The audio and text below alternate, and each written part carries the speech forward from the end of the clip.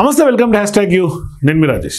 కర్ణాటకలో కాంగ్రెస్ పార్టీ ప్రభుత్వం ఏర్పడిన తొలినాళ్ళ నుంచే ఇద్దరిలో సీఎం ఎవరు అనేది ఒక యుద్ధ వాతావరణం లాగా నడిచింది. కొంత ఎపిసోడ్ తెరదించుతూ సీనియారిటీకి అట్లాగే కొంత సుదీర్ఘంగా ఉన్నటువంటి అనుభవానికి ఇదంతా కూడా లాయలిస్ట్గా ఉన్నటువంటి సిద్ధరామయ్యకి కొంత కాంగ్రెస్ పార్టీ హైకమాండ్ మొగ్గు చూపింది.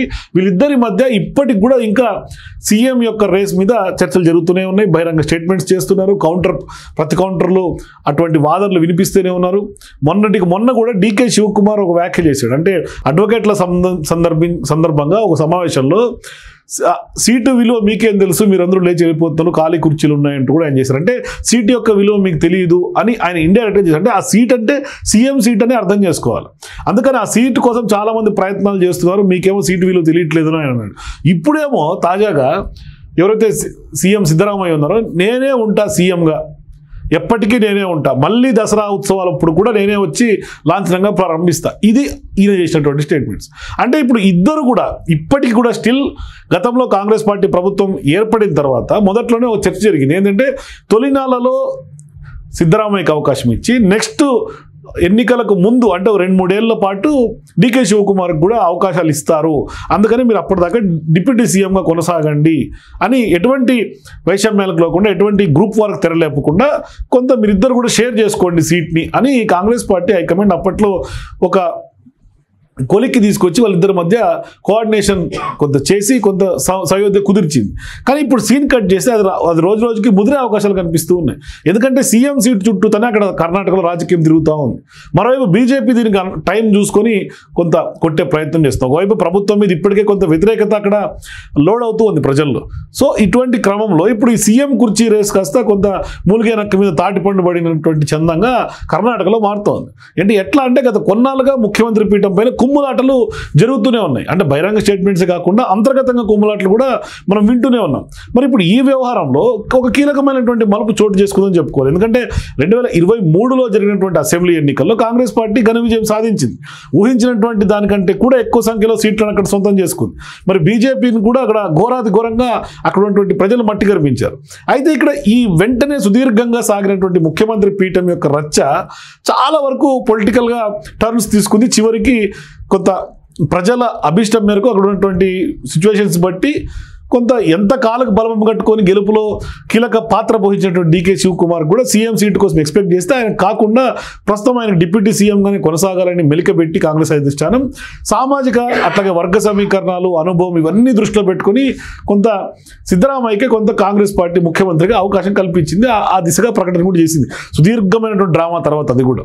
మరి ఇటువంటి సందర్భాల్లో ఒక ఒప్పందం జరిగింది అనేది పెద్ద ఎత్తున ప్రచారం జరిగింది. అంటే డీకే శివకుమార్ వర్గం చెప్తున్నటువంటి మాట ఏంటంటే కొంత తొలినాళ్ళలో ఆయన నుంచి నెక్స్ట్ అంతా ఈయన ఉండాలండి.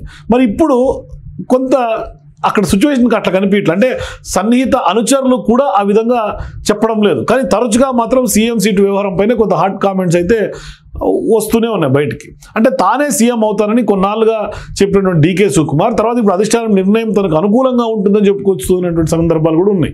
అంతేకాదు ఒకానొక సందర్భంలో ఆయన బీజేపీకి అనుకూలంగా ఈ మధ్య కాలంలోనే ఆర్ఎస్ఎస్ పార్టీని కూడా అంటే ఆర్ఎస్ఎస్ గీతాన్ని కూడా ఆలపించినటువంటి సిచ్యువేషన్ కూడా పెద్ద ఎత్తున వైరల్గా మారింది.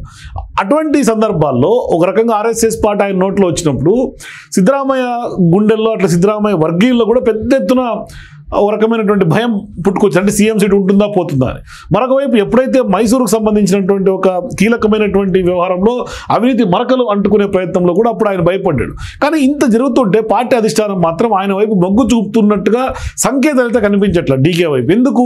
దీనికి కారణం డీకే పైన సిబిఐ ఈడీ కేసులు ఉన్నాయి, భారీగా అక్రమాస్తులు సంపాదించినటువంటి కేసులు ఆయన వెంటాడుతున్నాయి అనే చర్చ కూడా ఉంది. అలాగని ఆయన వదులుకునే పరిస్థితి కూడా కాంగ్రెస్ పార్టీకి లేదు. మరోసారి అధికారంలోకి రావాలన్నా పార్టీని కొంత నియంత్రించి సరైనటువంటి మార్గంలో కరెక్ట్గా నడిపించాలంటే కూడా డీకేకి మించినటువంటి నాయకుడు కర్ణాటకలో మరొకరు లేరు. మరొకవైపు కాంగ్రెస్కి ఎవరు అటువంటి నాయకులు కనిపించడం లేదు కూడా. సామాజిక వర్గం పరంగా కానీ సిద్ధరామయ్యకు బలంగా ఉంటే ఖచ్చితంగా రాజకీయంగా పార్టీ పరంగా ఆర్థికంగా కూడా డీకే శివకుమార్ బలంగా కనిపిస్తున్నటువంటి నాయకుడు. దీంతో ఇప్పుడు ఈ వివాదాన్ని కాంగ్రెస్ పార్టీ నానుస్తూ వస్తోంది. అంటే ఇప్పుడు ఏమీ చేయలేనటువంటి పరిస్థితిలో కాంగ్రెస్ పార్టీ అధిష్టానం ఉంది. మరి ఇప్పుడు ఇంత చర్చ ఎందుకు జరుగుతుంది? తాజాగా ఏం జరిగిందని చూస్తే తాజాగా సీఎం సిద్ధరామయ్య మీడియా సమావేశం నిర్వహించారు. దీనికి డీకే కూడా వచ్చారు, కలిసి నిర్వహించారు. అయితే మధ్యలోనే సీఎం సీటు విషయంపైన ఆసక్తికరమైనటువంటి వ్యాఖ్యలు చేశారు సిద్ధరామయ్య. తానే 5 ఏళ్ళు ముఖ్యమంత్రిగా ఉంటారని స్పష్టంగా చెప్పారు. అంతేకాదు వచ్చే ఏడాది కూడా మైసూరులో దసరా ఉత్సవాలను కూడా తానే ప్రారంభిస్తారని కూడా ఆయన చెప్పుకొచ్చారు. అంటే వచ్చే ఏడాది కూడా కాంగ్రెస్ పార్టీ ప్రభుత్వం ఏర్పడి 3 ఏళ్ళు అవుతుంది. మరి ఇప్పుడు డీకే వర్గీయులు చెప్తున్న దాని ప్రకారం 2.5 ఏళ్ళు సిద్ధరామయ్య, 2.5 ఏళ్ళు డీకే శివకుమార్లు సీఎం పీఠాన్ని పంచుకోవాల్సి ఉంటుంది లెక్క ప్రకారం. కానీ తాజాగా సిద్ధరామయ్య మాత్రం ఆ దిశగా ప్రకటన చేయలేదు. తానే 5 ఏళ్ల పాటు ముఖ్యమంత్రిగా ఉంటారని తేల్చి చెప్తున్నారు. దీంతో రాజకీయాలు కొంత యూటర్న్ తీసుకోవడం ఖాయంగా కనిపిస్తున్నాయి. మరి డీకే శివకుమార్ డెసిషన్ ఎటు తీసుకుంటాడు?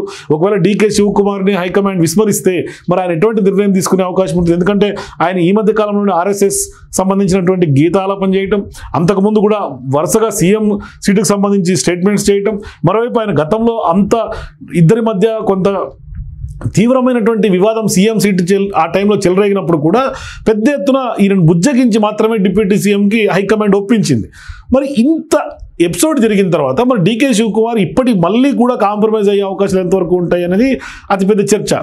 ఎందుకంటే ఆయన ఎన్ని సీట్లు గెలుస్తుంది అని అంచనా వేసుకుంటే అన్నే సీట్లు 1-2 అటు ఇటుగా కర్ణాటకలో గెలిచినటువంటి నేపథ్యం. అంటే అంత సీరియస్గా ఆయన ప్రతి నియోజకవర్గంలో కాంగ్రెస్ పార్టీని బలంగా తీసుకెళ్లగలిగాడు.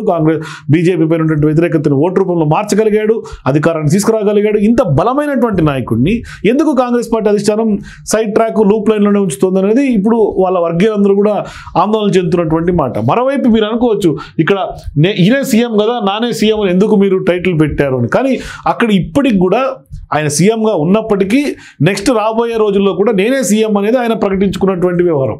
దీంతో ఇప్పుడు పెద్ద ఎత్తున ఈ వివాదం ముదిరి పాకాన పడే అవకాశాలు ఉంటాయి. స్పష్టంగా కర్ణాటక రాజకీయాల్లో కాంగ్రెస్ పార్టీలో కొంత కల్లోలం చెలరేగే అవకాశాలు ఉంటాయి. అంటే ఈ స్టేట్మెంట్స్ ఇప్పుడు విస్తృతంగా వైరల్గా మారి కొంత హాట్ టాపిక్గా మారినటువంటి నేపథ్యంలో, అతి పెద్ద చర్చకు దారితీస్తున్నటువంటి నేపథ్యంలో ఇప్పుడు డీకే వర్గీయులు కానీ డీకే శివకుమార్ నెక్స్ట్ ఏం స్టెప్ తీసుకోబోతున్నారు అనేది చాలా ఇంపార్టెంట్గా మారింది అక్కడ రాజకీయాలు. ఎందుకంటే ఇప్పుడు సిద్ధరామయ్య కొంత కూల్గా వెళ్ళిపోతున్నప్పటికి కూడా ఆయన ఈ మధ్యకాలంలో ఏదో ఒక స్టేట్మెంట్ చేసి కొంత వైరల్గానే మారుతున్నారు. ఎప్పుడు కూడా నిరంతరం వార్తలు నిలుస్తున్నారు. మరి ఇప్పుడు డీకే శివకుమార్ ఖచ్చితంగా ఆ పీఠాన్ని ఆయన కన్నేసినటువంటి నేపథ్యంలో, ఆయనకి ఇదివరకే కొంత అధిష్టానం కూడా కొంత హామీ ఇచ్చినటువంటి నేపథ్యంలో మరి కాంగ్రెస్ పార్టీ హైకమాండ్ ఈ వ్యవహారాన్ని ఎట్లా డీల్ చేస్తున్నది మాత్రం వెయిట్ చేసి చూడాలి. ఆయన వర్గీయులు ఎటువంటి నిర్ణయం తీసుకుంటారు, డీకే పైన ఎటువంటి ఒత్తిడి తీసుకొస్తారు అనేది కూడా వెయిట్ చేసి చూడాలి. మొత్తం మీద సీఎం సీట్ యొక్క రచ్చ కాక కాంగ్రెస్ పార్టీ కర్ణాటకలో మళ్ళీ స్టార్ట్ అయినట్టు కనిపిస్తుంది. చూడాలి ఎట్లా దీనికి ఎండ్ కార్డ్ ఎక్కడ పడుతుంది అని కూడా. సో మీరు కూడా ఖచ్చితంగా డీకే శివకుమార్ పంతం నెగ్గించుకునే అవకాశం ఎంతవరకు ఉంటుంది, లేదు ఆయన దక్కకపోతే హైకమాండ్ విస్మరిస్తే ఆయన ఎటువంటి నిర్ణయం తీసుకుంటారు? మీ అభిప్రాయాల కింద కామెంట్స్ నాకు తెలియజేయండి. For more videos please watch #.